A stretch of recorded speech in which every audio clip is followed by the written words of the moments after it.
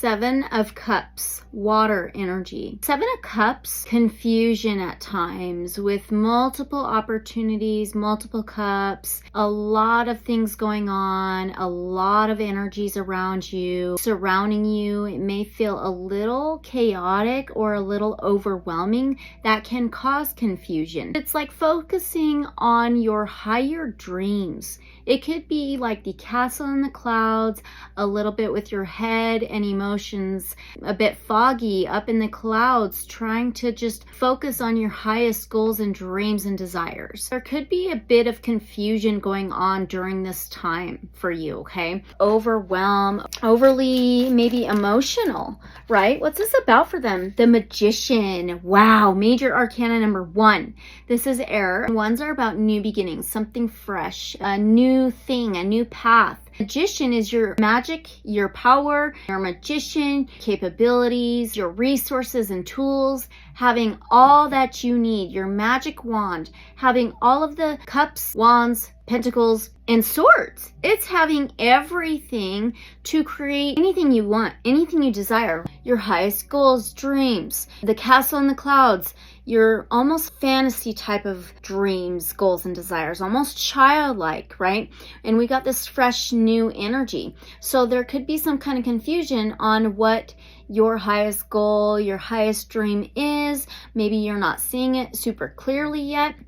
She has this hat on and her head is down. So she's not aware of what's happening above her. Okay. So the castle in the clouds, head in the clouds, maybe overwhelming energies that's kind of causing this fogginess, this murkiness within your energy. It could be the outside world, right? Society, a group, world events, the collective energies causing this haziness on what your potential is.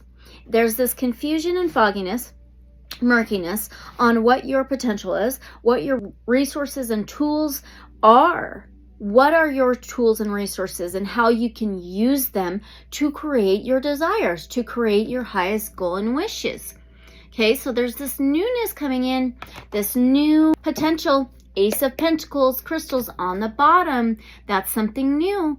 And it's about material things, tangible, maybe financial. It could be stability related to a job. It's values. It's a new beginning in an offer, an opportunity, something fresh, receiving news and information on growing something tangible, something very physical, some kind of stability, something you can see. Then you've got the Two of Cups. So this is water. And twos are about choices, decisions, free will. Now this could be a relationship. So this could be spiritual court, like law and order and justice, removing maybe lies, manipulations, things that are not clear, that are confusing, trying to bring the truth to the situation. So what you deserve, maybe a relationship involved, okay? Now, this is a choice, a decision for you to make in bringing harmony and balance into your life.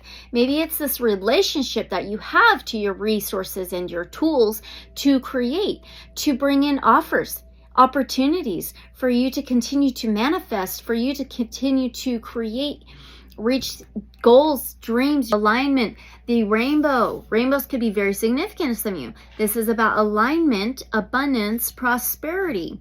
Your cups being filled with multiple resources and tools. So it could start with the internal world to reflect on the outside. And there's a choice, a decision that needs to be made for you to maybe accomplish more of what you want to manifest in the physical. So it's a reflection from your inner, okay? So confusion, maybe with your third eye, your intuition, your abilities. Okay, one more. Queen of Wands, fire energy. Queen of Wands reclaims her power. She stands in her power. She lives authentically. This is a choice, a decision for you to reclaim your inner power, your inner magic wand, your capabilities. And this is also like recognition, self-esteem, self-confidence comes within. And it does reflect on the outside, right? Confidence can be very attractive, not in an an egotistical way, but a very loving, compassionate, aligned way with the rainbow. Okay, so clearing the fogginess, this light coming down to reclaim your power back, to stand in your light, right? Removing haziness, removing the murkiness, and being seen, feeling seen, being heard. This is loyalty. She's a master manifester as well. For you to step into this role of I am reclaiming what's mine back, this justice, law and order from the inner temple oracle. So your inner temple, connecting within your inner power, right? Rebecca talks about how nobody or anything can take our inner temple away from us, to confirm what they're feeling, okay? The darkest night, and it is the cover of the guidebook. Wow, this is huge. So the murkiness. So lotuses could be significant to some of you.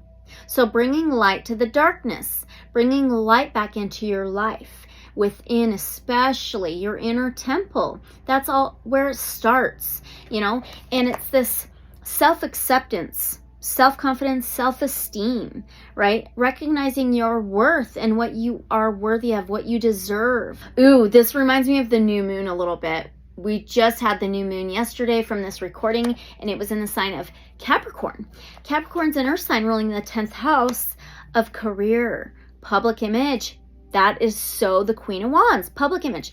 Also social status, hard work, determination. 10 is a completion, a fulfillment. It's going to be in the soul inquiry suit. Page 90. 90 or a 9 could be significant. So 9th house in astrology is ruled by Sagittarius. Faith, surrender, trust. It's also optimism, philosophy, it's spirituality. It could be long distance travel. So moving through some dark times, maybe some darker energies, maybe connected to the collective, and maybe doing some shadow work. You could be going through a dark night of the soul as well. Some glamorize the spiritual awakening process, implying that it's all light and love, expanding highs, unity consciousness, deep peace, ecstatic bliss, and spiritual visions.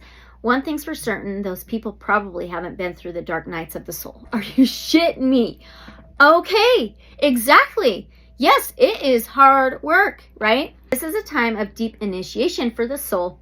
After the expansion caused at earlier stages of the awakening journey, we're invited to descend into what's been hidden in the shadows, inherited, pushed down, silenced, ignored, or bypassed. We're called to go deeper than we ever have before as we welcome more and more of our soul here, into our body and onto the planet.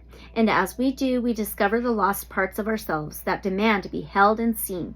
And those parts ask that we sit with them as they feel in order to heal. These are the excruciating holy days of rebirth, of transfiguration, of dying and being reborn while still fully living. If we choose to cross this threshold, we're invited to allow our soul to come more fully into our body and the planet. This can be painful as we're forced to confront any separation or shadows that we find along the way. We must face the polarity and separation of this human life, as well as the joy and the sweetness. These are initiatory times. The only way out is through. And if you let life initiate you, you'll be transformed anew. This is a powerful card of rebirth and transformation, cloaked in the darkest nights, seemingly separated from the divine we once so deeply knew.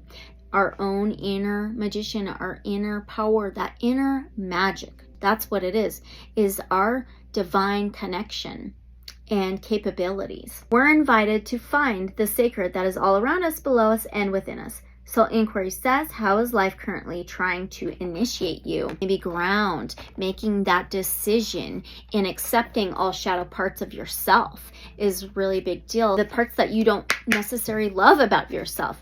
It's this full acceptance and love and just having grace for yourself and ease. We use the Starchild Tarot and the Starseeds cards. You could be very connected to the Starseeds. Channel. My goodness, I've got this before not too long ago. You are a channel through which healing energy reaches the world. This sums it all up for you. You are capable. And it's for you to recognize, be aware, and be mindful of this, okay? Getting out of that confusing energy. It's the self-awareness of you are the channel, the bridge, like the rainbow here between worlds. Abundant love and light, so be it, so it is. And I will see you guys in the next one. Bye.